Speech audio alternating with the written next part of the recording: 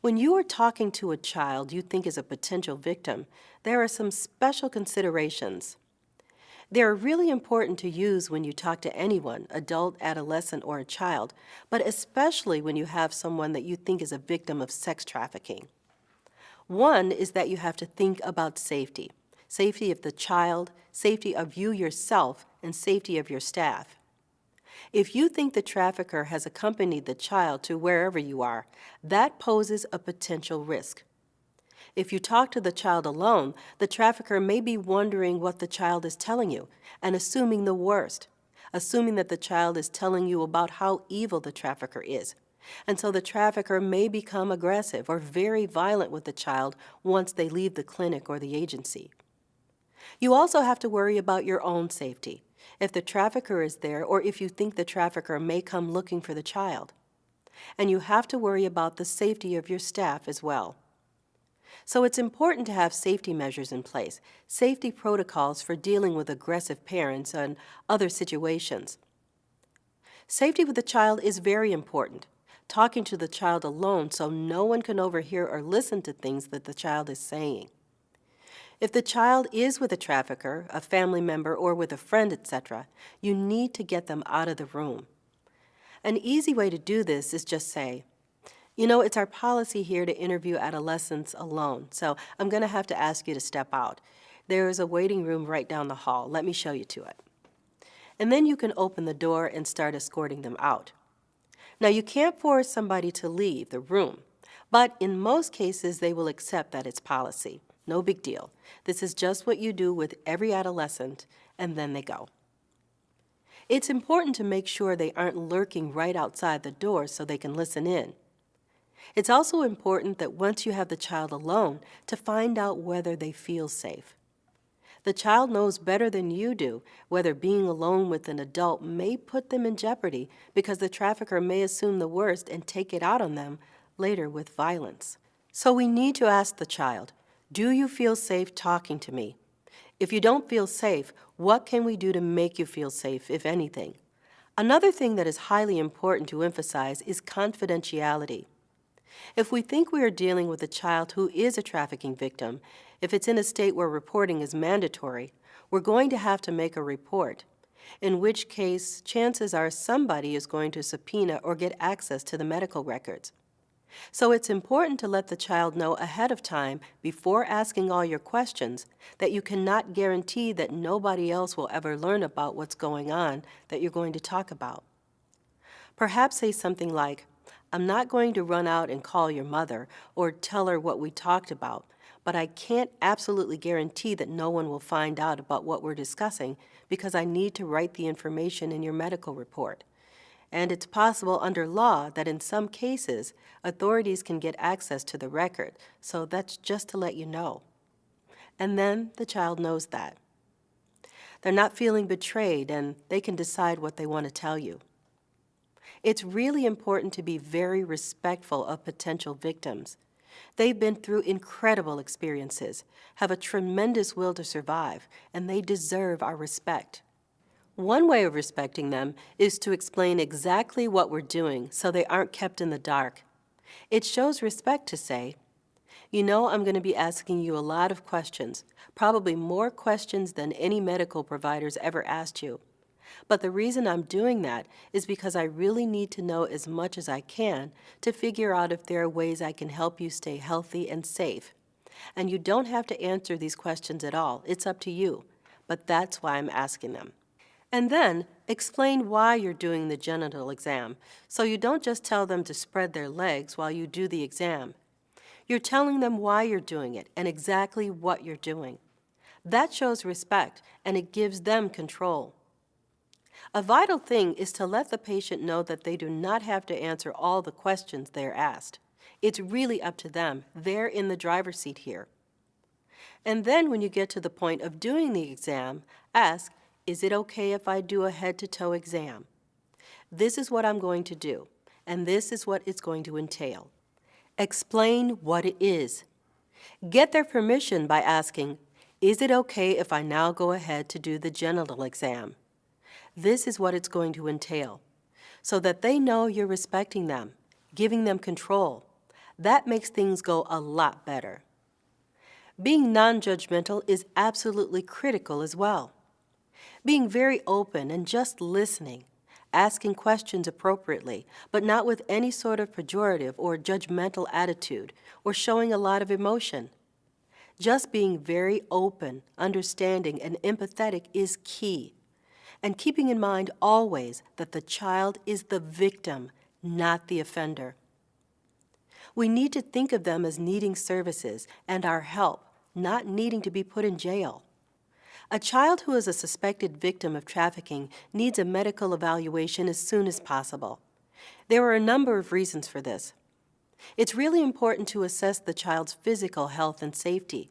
They may be suicidal. They may have an active infection that can be percolating into pelvic inflammatory disease. They may have an injury that needs to be treated. So we need to see them and assess them and look at their physical and behavioral health needs. Emergent treatment may be necessary. We may also need to determine appropriate medical and behavioral health referrals, and these need to be implemented quickly. One of the most important things is to get a behavioral health assessment right away. It's also important to use the medical evaluation as a way to provide anticipatory guidance. If the child is going to run away from the safe home or run away from the foster home as soon as Child Protective Services places them tonight and go back out on the street, we need to arm them with a little bit of knowledge, help them understand that they need to use condoms to protect themselves from sexually transmitted infections and HIV, that they need to be careful if they're going to use drugs and don't mix drugs and alcohol, that they can take steps to keep themselves safe. That might actually save their lives. The medical evaluation, the exam, focuses on a number of things: assessing the acute and chronic conditions and treating those when possible, and documenting any injuries in the genital area or anywhere else, and documenting and treating them. Documentation means taking photos and writing descriptions about them. This can be extremely helpful in corroborating what the child later says in court. If you think about the difficulties it may be for a child who's 15, who's a runaway, who's been involved with the police before, maybe for shoplifting, she's been using drugs, now she's a key witness in a child sex trafficking case, it may be very difficult for her to come across in a way that the jury is going to believe her. So they may question whether her history is accurate. If you say, well, actually, I did see evidence of cigarette marks on her back. There were 3 small round scars in the center of her back that were about the size of cigarette burns, and she has said that she had been burned by cigarettes, then you've just corroborated some of her history, and that can go a long way. The medical evaluation also allows us to assess and document the overall health and the nutritional status. Hydration, the child may be very dehydrated. If we can get permission from the child, we can get a sexual assault evidence kit and test for sexually transmitted infections as well as pregnancy. We can offer prophylactics for pregnancy and STIs. And finally, we can offer screening for alcohol and drugs, again, with the permission of the child. Children who are victims of sex trafficking and commercial exploitation have very complex needs, and it goes well beyond treating their burn or their fracture or their gonorrhea. They have comprehensive needs, ranging from housing to food and clothing to emotional support to legal advocacy. They need someone to manage their case, figure out where they're going to be tonight, where they're going to be tomorrow, and what services they need to get in place to allow them the opportunity to recover. And that's going to involve a lot of emotional support and a lot of mental health care. In cases of kids who are transnational victims, they need immigration assistance to prevent them from being deported. So we need to get them access to an attorney or somebody else who knows how to deal with immigration issues. And they may need language training. Kids will need to be enrolled in school and have some life skills training in order for them to have a chance at changing their lives. So their needs are very complex and require a multidisciplinary approach. As I alluded to before, re-trafficking is very common. In the majority of cases that we see, the child returns to the life of exploitation a number of times before finally exiting. So it may be 3, 4, or 5 times that we see them before they're finally able to extricate themselves. And we've already talked a lot about why kids stay in the life, but in many cases there's a cycle of violence with trauma bonding with the trafficker. There is initial romance and the illusion of a happy life in the future, and the child clings to that. And even when there is periodic violence and tension, she still comes back and forgives him because she wants this promise of a better life. Many kids will say that they just don't want to go home. The abuse, the neglect, the crazy parents, that's where it all started and what they ran away from, so they don't want to go home. They may fear punishment from their family or ostracized by their peers, for example. They may feel like they're a terrible failure because they were sent out to earn money and they haven't earned the money. Now they're back in the family and they aren't able to take care of anyone or provide any money. Sometimes they don't feel like they fit in. Remember that example with the 12-year-old child who met some guy on Facebook and was eventually lured into thinking he was her boyfriend, and she ran away with him and he takes her into another state and forces her into prostitution? Well, she may be with him for about a year. So by the time the police catch up and find her, she's now 13. Well, if she goes back home now, back to her suburban neighborhood and middle school, then she is suddenly among kids who are at a whole different period in their development than she is. She no longer fits in. She may not be able to find a place where she's giggling about boys and wondering whether somebody likes her or whether she's going to get asked to the prom. Her life is much different than that, and it has been very, very different for a whole year. So it may be very hard for her to readjust to her former life, and that may keep her from going home. So in conclusion, I just want to wind up by emphasizing a couple of points. Child sex trafficking is very widespread and involves American as well as foreign children. In fact, the majority of identified victims are American kids. Many children do not have a third-party pimp or trafficker. They may be working on their own or working with peers. So there are many different facets to child sex trafficking. These kids have diverse emotional and physical health effects that need to be addressed, and prominent among them are the behavioral health problems and their desperate need for therapy to help get over the post-traumatic stress and the depression. We need to always advocate for these kids as victims and survivors, not encourage people to think of them as offenders.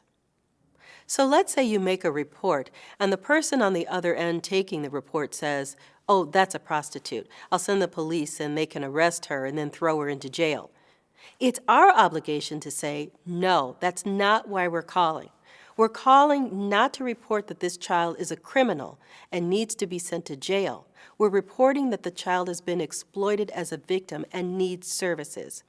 So we really need to be advocates in these cases. And finally, if you think a youth may be at risk, ask questions. Do it in a respectful, non-judgmental way. It may be exactly what is needed to open some doors and introduce the possibility to the youth that maybe there are alternatives. There are some resources listed here on this last slide. The National Human Trafficking Resource Center hotline is a goldmine for anyone who's working with victims of sex trafficking. You can call this hotline 24/7. They have interpreters for well over 100 languages. They provide crisis support. They answer your questions. You may call them up and say, "I think this child is a trafficking victim. What do I do?" They'll help you. They'll say, "Ask these questions. This is what you do. This is who you call." They'll ask you where you are to direct you to services in your area. They can access their database and give you the number of the police department near you, or give you a number of a nearby shelter. They can also provide you with a number for Child Protective Services, or even help make the phone calls. They'll talk to the child if the child wants to talk to them. They are a tremendous resource, so feel free to call them anytime or visit the website. If you have a transnational victim, calling the U.S. Immigration and Customs Enforcement, or ICE, is advisable. They have a human trafficking task force, which offers a lot of the same services as the National Human Trafficking Hotline. They can provide crisis intervention and immigration assistance immediately, also translation and emotional support. Shared Hope International is another website which has interesting information in general about human trafficking and the current laws by state. There you can find out if you're a mandatory reporter. It's a very helpful resource. Thank you very much for making time to take this training. Have a great day. This presentation was made possible through grant number 201-533-66-00 from the Michigan Department of Health and Human Services. Its contents are solely the responsibility of the authors and do not necessarily represent the official views of the Michigan Department of Health and Human Services.